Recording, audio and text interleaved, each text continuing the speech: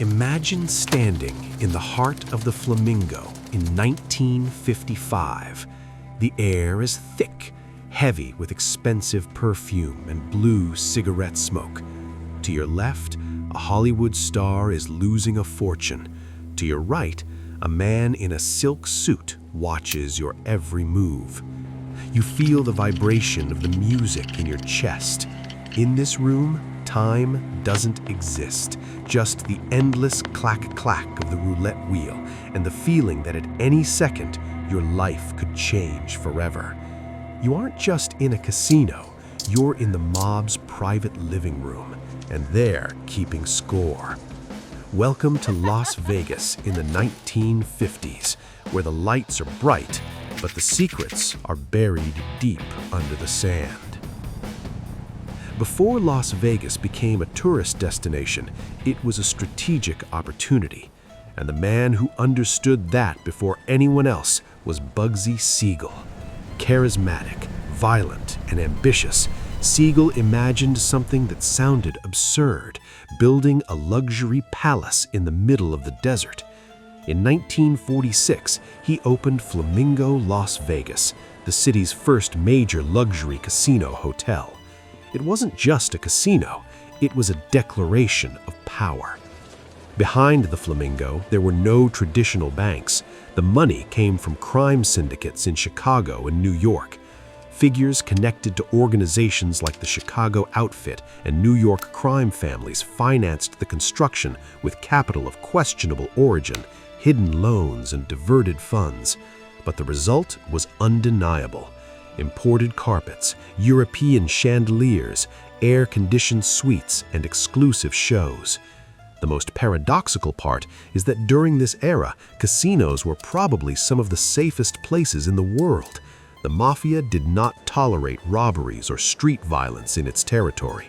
The business depended on people feeling comfortable, protected, and free to spend money. If anyone tried to disrupt that balance, they quickly disappeared from the scene. Las Vegas was not criminal chaos, it was a perfectly managed system, operating under invisible rules. Here, the desert doesn't forgive. And Bugsy, much less.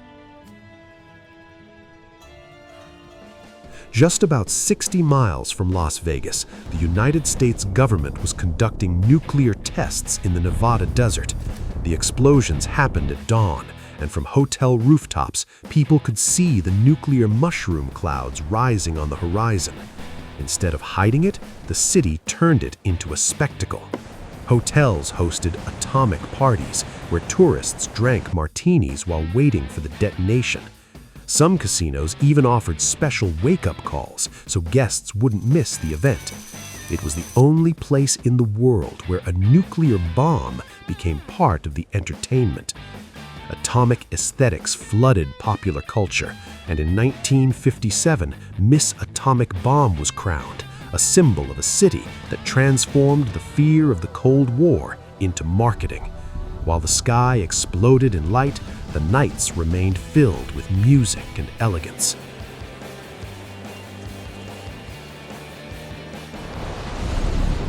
The sun rises twice a day. It's the most beautiful night you'll ever see. If the Mafia built the infrastructure, the Rat Pack built the myth. At the Sands Hotel and Casino, a group of performers permanently redefined the city's aesthetic. Frank Sinatra, Dean Martin, and Sammy Davis Jr. transformed the stage into something intimate, elegant, and provocative. It wasn't just music, it was attitude. Black tuxedo, whiskey in hand, improvised jokes, a sense of complicity with the audience. The Rat Pack didn't offer a concert, they offered access to the most exclusive club in the world. What was revolutionary was that anyone could be there. Tickets were surprisingly affordable. Buffets cost just $1.50. For the first time, the American middle class could experience something that had previously been reserved for the elite. Las Vegas became the only place on Earth where you could see the biggest stars in the world for for just a few dollars. But that image of elegance carried a deep contradiction. They bought the drinks, we sold the dream. While Sammy Davis Jr. and Nat King Cole were filling theaters, they couldn't stay in the same hotels where they performed. The city reflected the racial segregation of the era. The change began with the Moulin Rouge Hotel, which opened in 1955 as the first racially integrated casino. Although it didn't last long, it challenged the system and set a precedent. Little by little, Las Vegas realized that discrimination was not only unjust, it was also bad business. The city of spectacle was beginning to confront its own shadow. While the city evolved socially, it was also evolving visually. The old US Route 91 transformed into Las Vegas Strip, a corridor of illuminated fantasy. Hotels like Sahara Las Vegas, Riviera Hotel and Casino, and Stardust Resort and Casino competed not only in luxury, but in visual impact. Neon architecture was born, giant signs, electric colors, and futuristic typography that helped create modern visual marketing. Many of these signs are preserved today at the Neon Museum. The Strip was designed to be seen from the car, like a continuous spectacle of light and promises in motion. Every corner is a new world, a whole city made of electricity. Before dominating gambling, Las Vegas prospered thanks to its divorce laws. In Nevada, only 6 weeks of residency were required to obtain a legal divorce. This attracted thousands of people looking for a quick escape from impossible marriages. Divorce ranches appeared, where visitors waited out the legal residency period. But the city soon realized that if it could dissolve marriages quickly, it could also celebrate them. That's how the 24/7 wedding chapels were born, offering express ceremonies and instant photographs. What started as a legal process turned into romantic spectacle. If it doesn't work out, honey, Nevada gives us a clean getaway in just 6 weeks. In less than 2 decades, Las Vegas went from being a dusty crossroads to becoming the most surreal stage of the 20th century.